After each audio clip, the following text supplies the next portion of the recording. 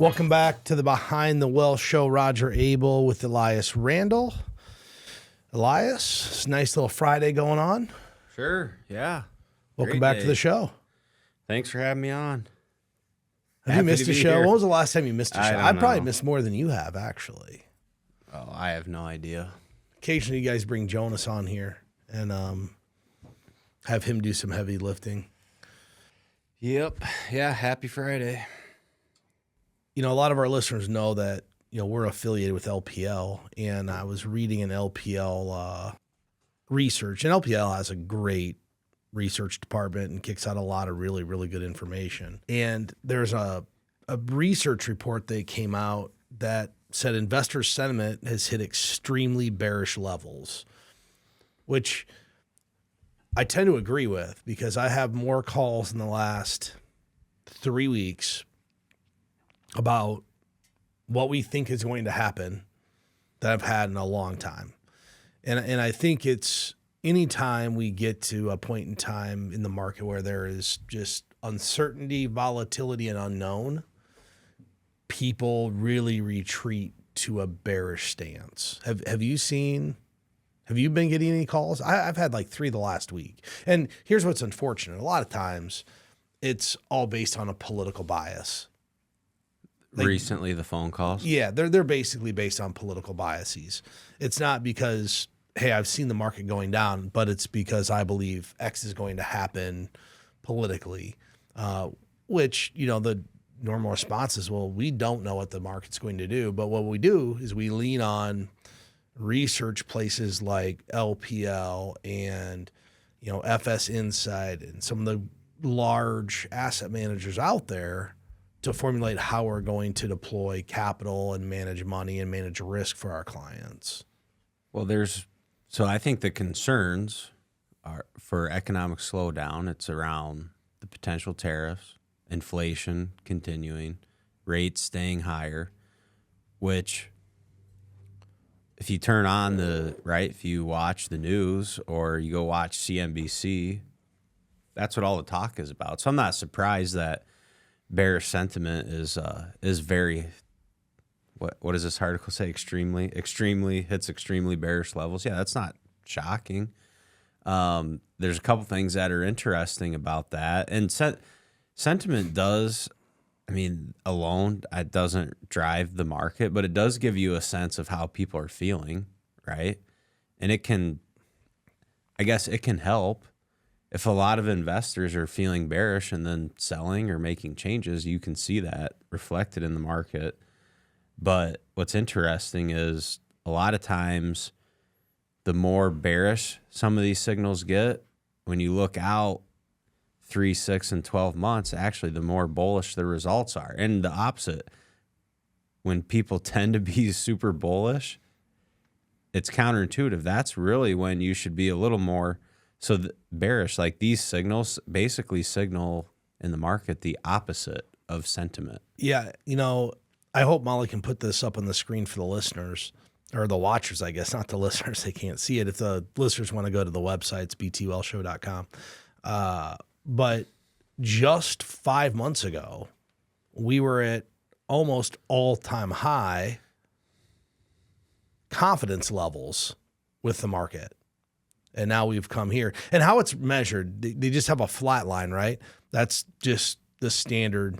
And they measure by standard deviations. And we're actually over 2 standard deviations away from the average, which... Significant. It's significant, yeah. The last time we were here was August and October of 2022, which if you remember, October 2022, that was pretty much the bottom of the market. Yeah. That's when we started working on portfolio recovery strategies and trying to get creative with ways for people to capture some upside on some of the losses that they had in different asset classes. We're kind of back there, but what we haven't seen is the 20+% pullback in the markets. And ironically, the part of the market that's really, and talks about in this article, it's a lot of this market pullback that we've seen is concentrated in the tech sector. You know, we watched every day and we're kind of seeing this rotation between different, from technology over to industrials and, you know, some of the stronger, more staple type companies that are out there. Well, and here's the question. I'll propose this question here. Let's say, okay, if 100% of your portfolio has been allocated to technology and just large cap growth in general, are you feeling bullish or bearish right now? Hopefully you're not watching, right? Right, but your accounts are... You're probably not feeling that great. I mean, tech's in correction territory. It's down more than 10%. Right. That's correction. But if you own some other companies, dividend payers, or even large companies with very good cash flows, have you experienced the same level of fluctuation? No. You haven't. So I mean, I had a call from an individual the other day. Why do you have this in your portfolio? Because the last 2 years it hasn't been sexy. It's underperformed. I said it's not. Yeah, but look at the last few weeks. Right. It's massively outperformed, and outperformed in 2022. And that's where the average 401k investor gets in the trap. They get in the trap of, here's what I know. I know what's done good the last 1 year, 3 year, 5 year, and 10 year, because that's what they give you on the selection sheet for your 401k, right? They give you the 1, 3, 5, and 10 year return. What do people gravitate towards? This did great last year. Let's have it again this year. Yeah. And if you do that, you run the risk of, maybe taking more risk than needed. That said, if you were to just stick it out over the long period of time, you'd probably be okay. Yeah, you will. I think the way the market's operating right now is when we're all reminded about the value of diversification, right? Because a couple of years ago, it was just all the risk assets, regardless of the type of company, were going down, and then they're all going up. And there was the big ones that led the bull market, right? But now the market's acting differently, where there's areas that are selling, and then yesterday it was a big down. Well, what would have been February 27th? NASDAQ's down, a big down day, and there are funds out there that were flat or even slightly positive because they don't have the big technology companies in the portfolio. And just because some stocks are not doing well doesn't mean others cannot do well at that time. I was watching, I think it's Animal Spirits on the Compound last night. Okay. And they posed the question, are index funds in a bubble? Because that's what's really been bought up. People have just been only buying index funds. And when you start to get sideways and choppy markets, there's times when actively managed funds might outperform. If you go, it was Hartford had a chart of, year by year, who wins, active or passive. It's about, what is it? It's almost 50-50. It's pretty darn close. Indexing is great when everything's going up, but there becomes a point in time where individual security selection may outperform or limit loss. Remember, outperformance doesn't always have to be on the way up. It can also be on the way down, because not losing as much is exactly the same thing as making more. It's identical. And there's probably arguments to be made that it's better. Maybe. I mean, it's relatively the same, but probably from a psychological perspective, you're going to feel better when your accounts aren't going down as much. So I guess is my perspective. If you think about how we set up our portfolios, some people are just pure indexers, right? That's all they do. We're only going to buy an index. It's the lowest cost option. We really have ours set up where we've got indexing, we've got active, and we have rules based in that portfolio. So people only think about diversification as different stock asset classes and different bonds. Well, there's diversification by investment style too. So if you're allocated to all the different not all of them, but several different investment styles, you're probably going to win all the time. You're going to have some that do not as good, but it's just another layer of diversification that people can add to portfolios in times of chaos. And this is not chaos. I mean, the market going down a little bit. I had to remind somebody the other normal trading activity right now. I had to remind someone the other day. The average drawdown per per calendar year is about 13%. Yeah. So ballpark, anything 10 to 15% is normal market Drawdown. activity. And all that means is, hey, it's still defined as a correction, but corrections are part of investing. But what does it mean? It means at some point throughout the year, it went from point A to point B was down 13%. 80% of the time, those finished positive. Right. And the third, that's the average, right, of all investing. That's the years. average. So, of course, it's not 13% each year. Some years it's down 25, some years it's down 3, but the average is 13. I think the point is, throughout any given trading year, there's likely going to be volatility at some point in time. Yeah. I mean, we get lulled. Like last year, we kind of got lulled to sleep, right? Like just went up. 2023 just went up. True. It's not normal. The first 2 years, and I think if you look at all the historical data, the first 2 years of a bull market are, I would imagine, easier than the third year.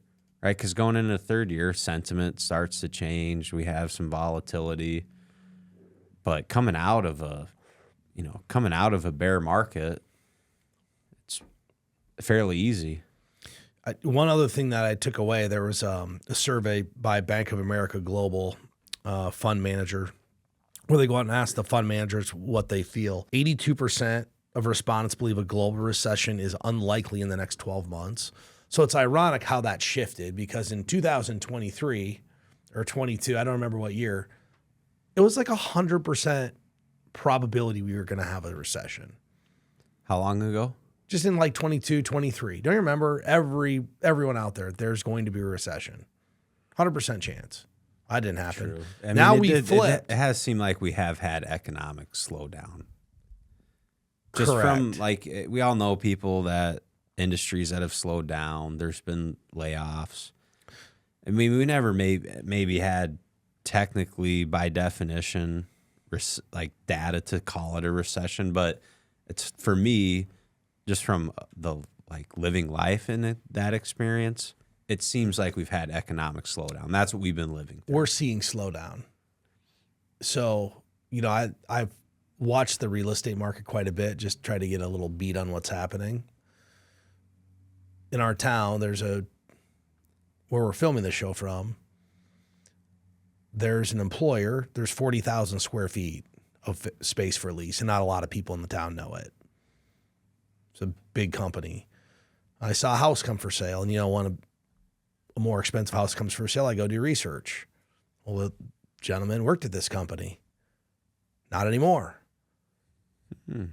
So I think we're starting to see cracks of, like you said, where the economy's not as strong as it was 6 and 8 months ago. Yeah, I think everyday people, I think they've already recognized it. They know that stuff is slowing down a little, or been slow. Think about it. It hits middle and low income Americans first. It takes a while to get up the food chain. Yeah, it does. And once you get up the food chain, that's where there's more damage to be done. In fact, I'm going to go back to this survey, the Global Fund Manager survey of the people that were surveyed. 89% believe U.S. stocks are overvalued.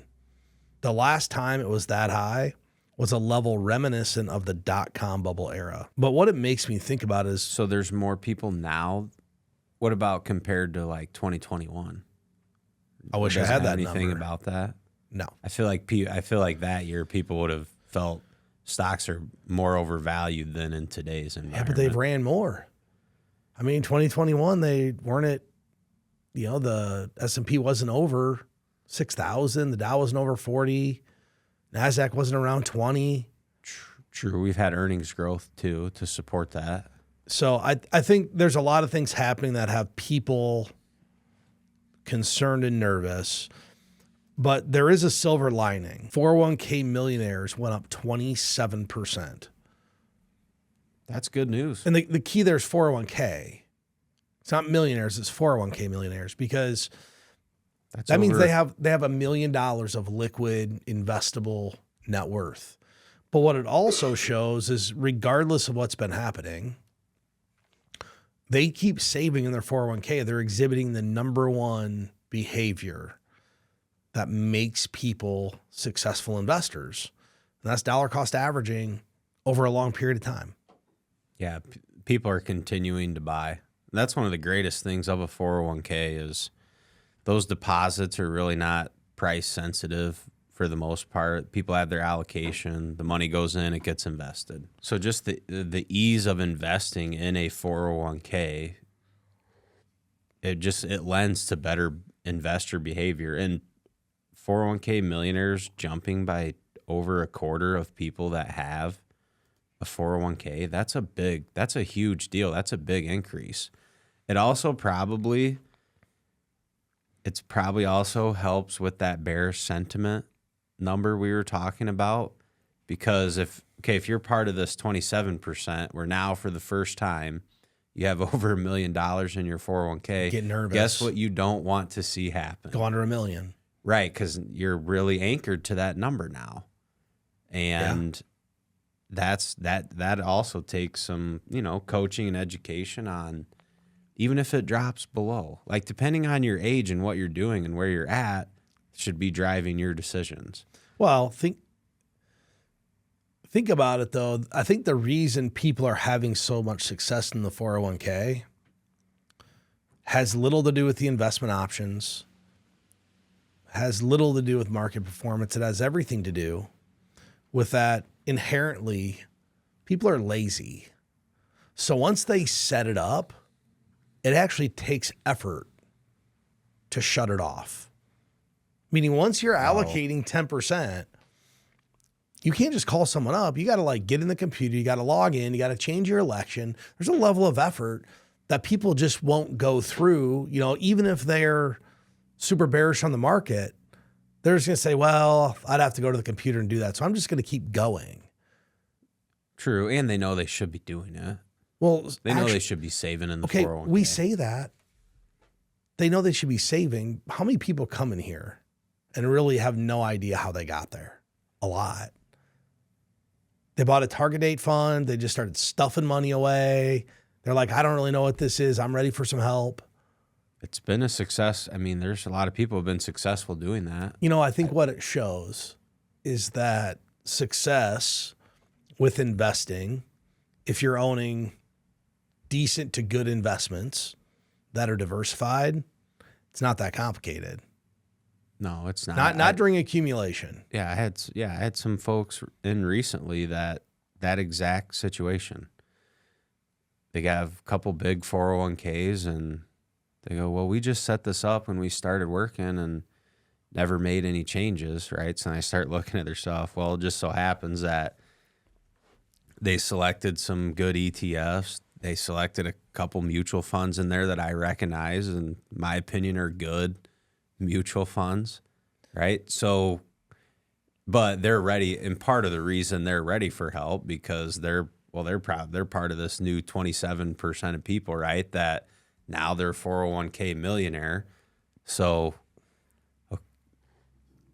now it's just they didn't know how they got to where they got, right? Well, we just put the money in and kept buying this stuff, but now we want help. So it's it can work. It doesn't mean it's not going to work, and doesn't mean you're doing something bad. It doesn't mean that they wouldn't have got a better result if they had help. It just means even without help, you can still accumulate a lot of money. And one of the things, we want to talk to people about is how do we avoid mistakes? We came up with 8 common financial mistakes that people make and try to help them avoid. And really the first one is not taking advantage of financial tools that are out there. So whether you have to pay for them, whether they're free, there are a lot of tools to help you. If you're going to hire an advisor, that advisor's a tool. It's really what we are for people. We are a financial tool. Yeah, and all to help them the navigate. Technology and the software that we provide. And it's one thing to, and here's what I've noticed with the programs that we use to make it interactive, right? Because when we do even a financial plan with someone, it's on a TV screen where we're walking them through. It's one thing if I tell you something, right? If I say, hey, Mr. and Mrs. Client, these are the things you should be doing. But it's different if I show you kind of behind the curtain why we believe that and give you reasons why we believe that and do some education on it. And then I think I've had a lot of people where, like, after going through it, they kind of have an aha moment where they're like, okay, this is how we're going to make decisions now because this makes sense to me. We're setting ourselves up for success, which is really what they want. Clients don't want to be set up for mistakes and an unsuccessful outcome for themselves. Here's one thing, though, to be careful with calculators and online tools. If you're going to go do a budget planning calculator or tool, or you're just trying to calculate your net worth, maybe you're doing a checkup on something, that's good. I caution people to go out and try to create their own financial plan on a free internet tool and think that they're actually getting a correct result. And the reason is, all it takes is one or two pieces of information that are put into the computer incorrectly, or the numbers are interpreted incorrectly to derail your whole situation. Yeah. So I'm all for free tools. I'm all for people trying to get educated, but I know that we go back through these plans we put together multiple times to make sure the data is correct, because we understand what happens if you enter a pension that's $1,000 a month instead of $100. And if someone has a $100 pension, that's all it is. They had a little employer, but they put it in as $1,000, which is just one extra stroke of a zero. Massively changes their situation. That'll change. That'll change it. People won't catch it. One of the things about when we work on a plan, we have the ability, because we've done so many of these, that when I see the result, many times I can tell there's a problem. I'm just like, that doesn't make sense. That's not possible. Like, it's either too good or too bad.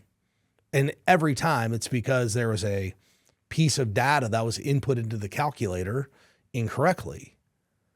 Well, we only are able to do that because we've done this, I don't know, probably close to 1,000 times. Well, if this is your first time doing it, are you going to have the intuition to say, hey, that doesn't really make sense?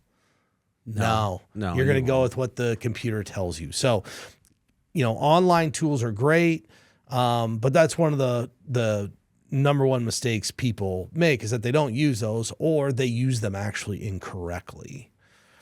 2, spending money you don't have. Obviously, we've seen a lot of this. Credit card debt is at the highest level it's ever been. If you have a credit card that you don't pay a monthly balance off, technically you are spending money that you do not have.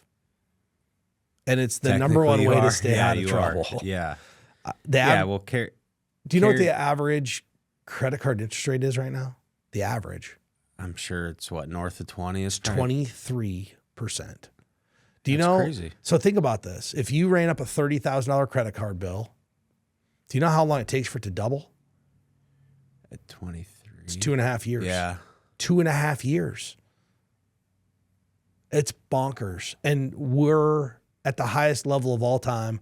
That doesn't include the phantom debt out there, buy now, pay later. Which I'm sure if there's people with max out credit cards, I'm sure they have some buy now, pay later debt too. Well, yeah, that's the next place you go, because the bank's not giving you any money. Right. Your credit card company's not giving you more. Well, you go to buy now, pay later, because they don't check anything. Yep. So spending money you don't have is number 2. Number 3, carrying bad debt. Yeah, I mean, well, the next 2 we could combine: carrying bad debts like credit cards, what we just talked about. That's how interest and numbers can really work against you, which leads into the next one, paying the minimum on credit cards. Like, if you just the example you just used, okay, you racked up $30,000 on a credit card. The rate's 23%. How are you going to get it paid off just paying the minimum? Minimum's $1,000 a month. Right, but how long are you going to carry that by only paying the minimum? You could figure it out, but you're going to. If you make a minimum payment on a credit card, it's like 23 years to pay it off. Yeah, that's insane. And the good news is if you get your credit Home card mortgages are 30 years, right? A 30-year mortgage. You're going to take 20 years to pay off a credit card. your credit card statement tells you exactly how long it takes to pay it off at the minimum. They're required to put that on there now. That's true. So you can look and say, well, do I really want to pay this long? Or am I going to try and knock this out? Well, that's one of the easiest ways to, one, be successful with money. And it's one of the easiest ways to get going in the right direction. Like if you're young and getting started out, having minimal debt and being able to save a little bit of money and just keep working into that, that's going to set you up for success. What's the next one? Buying more house than you can afford. And this is happening all the time right now. Just saw a statistic this morning. Right now, it's 55% less expensive to rent than own. How much? 55% less expensive to rent than own. What's the normal? Not that. Like you're from a pure dollar standpoint, you're way better off renting than owning right now. And think about it. We've had a massive run up in prices of homes coupled with interest rates that are 3 times higher than they were 4 or 5 years ago.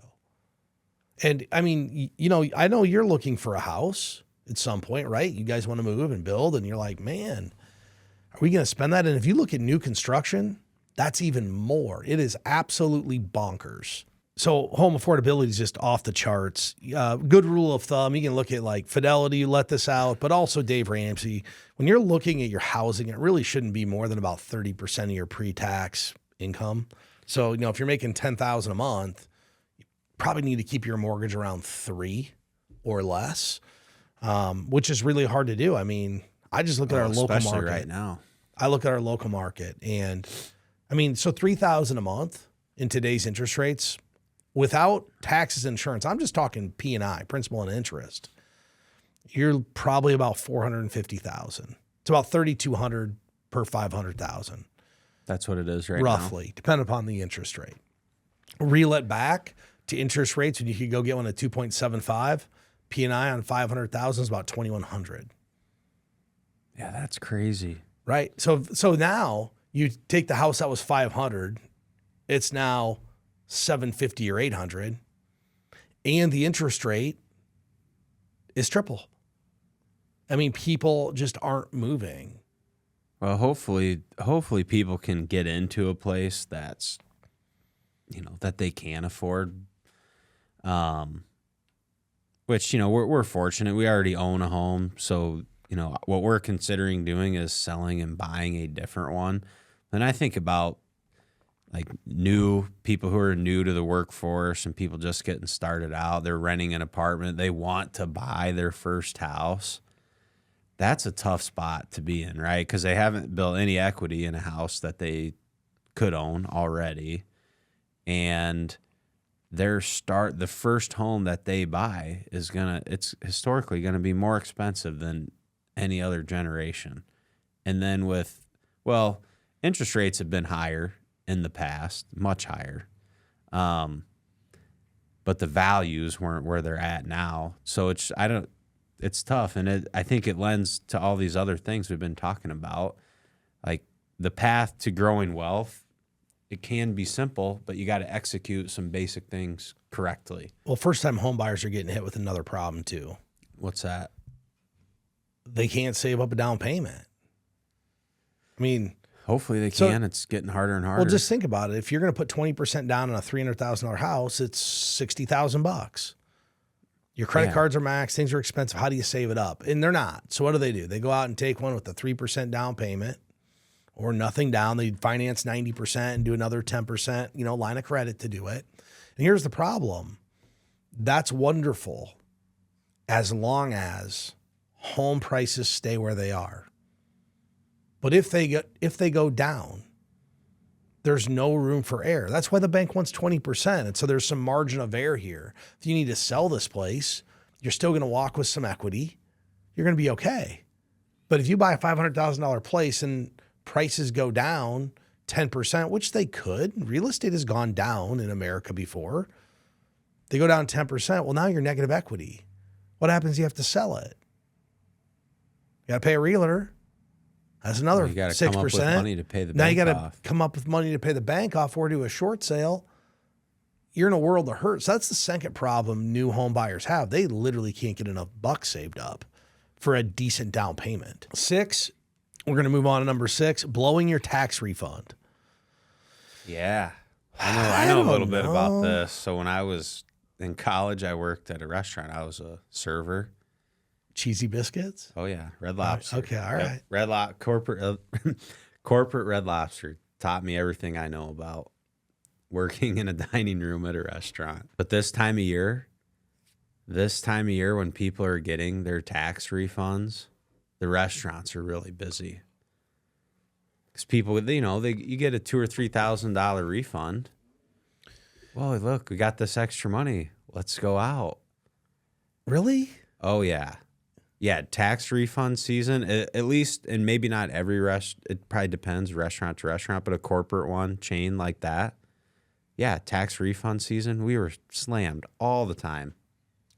I'd see a lot of people that they get a refund and they just put it right in their Roth the next year. Like, I'm okay with that. If you're doing forced savings, you throw it back Probably in a better idea. Well, it's a great idea because some people just aren't disciplined enough or they don't want to have it come out of their bank account. It's almost hey, I'm not a proponent of giving the IRS an interest-free loan for 12 months, but it's the only way you can muster to save money. It's really similar to doing a 401k if you oversave for taxes, right? It comes out of your paycheck, so you never see it. You get one big refund check, you deposit in a Roth IRA, you did the same thing. Was it as impactful? No, because you missed out on the 12 months of earnings. You could have dollar cost averaged. But that's where a little bit, if you know and understand your relationship with money, and you're like, I'll never do it out of my checking account, it's actually a decent way to force yourself to do it. I have multiple clients that I'm like, why would you do this? They're like, because I'm guaranteed I'm going to get it back. So, they use it as a forced savings. They're using it as a forced savings. They understand there's not quite the financial benefit, but guess the financial benefit is they saved money. If it works for them, you got it. So don't blow your tax refund. Put it into something great. Number 7, I think this is more prevalent right now based upon bearish sentiment that's out there. Panicking when stocks go down. I think the reason we just crossed over that threshold of 401k millionaires is because it's hard to stop contributions. They're not panicking. It's harder to make a change. Well, and to go with that, people in the accumulation phase, working, doing their investment accounts, stocks going down, that's not a reason to panic, and that should be viewed opportunistically, and you should view it as a good buying opportunity.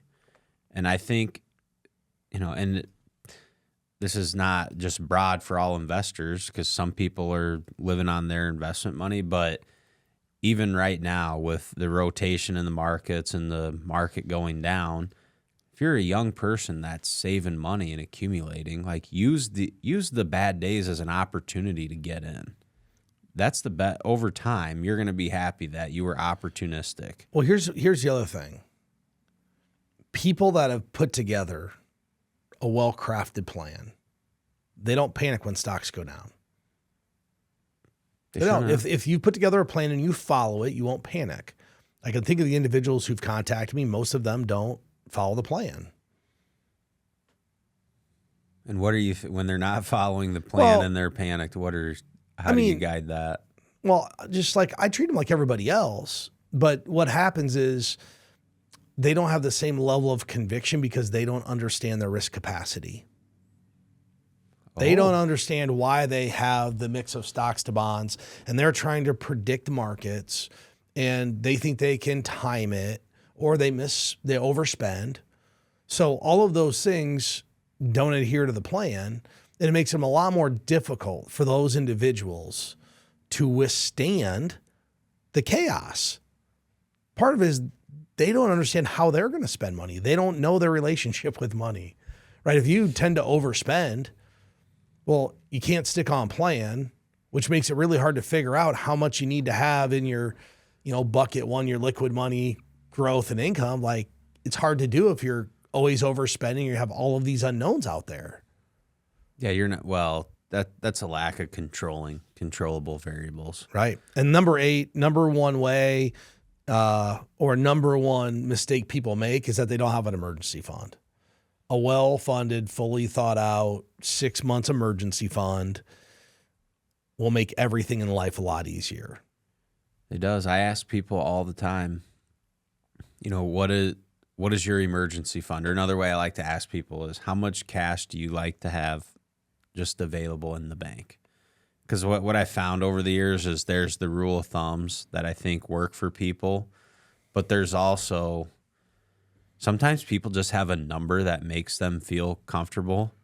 Now, if that number's too low, that's a different problem. But if it's a little bit on the high, and I've told people before, yes, I do think that your emergency fund, I do think you have too much cash, but if we invest that cash at the detriment of your peace of mind, then we're not really helping you in your best interest. So it's okay if it's a little higher than it should be because it makes you feel comfortable. Now, ultimately, it is possible to just have too much cash. Some people do that. The advantage of having cash, though, maybe where we see it as too much, is when there are market shifts, that provides opportunity to deploy capital. I agree with that.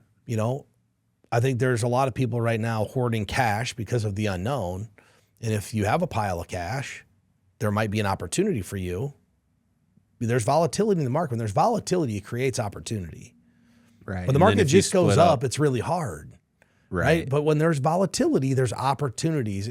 Let's say there's something out there you've really wanted to own. Okay, well, if it goes down to a certain point, then maybe that's your opportunity to buy it. Yeah, and I wouldn't be against someone, you have your emergency fund, call it a spare tire, then define what's the extra spare tire above and beyond your emergency fund, and that's your extra spare tire. And maybe if we get a big pullback, maybe you take that extra spare tire and put it to good use. That's a really good point. Make sure you have more than one spare tire. With that said, I want to thank everybody for tuning into the show today. Do us a favor. If you enjoy the show, enjoy the content, make sure to subscribe to the podcast or YouTube X, wherever you're watching us. Make sure to subscribe to the channel and support us. We'll look forward to everybody tuning in next time. And if anybody's needing help with the financial plan, you can go to btwellshow.com or click the link in the description. Have a great weekend. Securities and advisory services offered through LPL Financial, a registered investment advisor, member FINRA SIPC. The opinions voiced in this show are for general information purposes only and are not intended to provide specific advice or recommendations for any individual. To determine which investments may be appropriate for you, consult with your attorney, accountant, and financial or tax advisor prior to investing. Premier Investments and Wealth Management and LPL Financial do not provide tax advice. Please consult your tax professional. Economic forecasts set forth may not develop as predicted, and there can be no guarantee that strategies promoted will be successful. There's no guarantee that a diversified portfolio will enhance overall returns or outperform a non-diversified portfolio. Diversification does not protect against market risk. Rebalancing a portfolio may cause investors to incur tax liabilities and/or transaction costs, and does not assure a profit or protect against loss. All performance referenced is historical and is not a guarantee of future results. All indices are unmanaged and cannot be invested into directly. There is no assurance that the techniques and strategies discussed are suitable for all investors or will yield positive outcomes. The purchase of certain securities may be required to affect some of the strategies. Investing involves risks, including possible loss of principal. Rebalancing a portfolio may cause investors to incur tax liabilities and/or transaction costs, and does not assure a profit or protect against loss. Dollar cost averaging involves continuous investment in securities regardless of fluctuations in price levels. Investors should consider their ability to continue purchasing through periods of low price levels. Such a plan does not assure a profit and does not protect against loss in declining markets.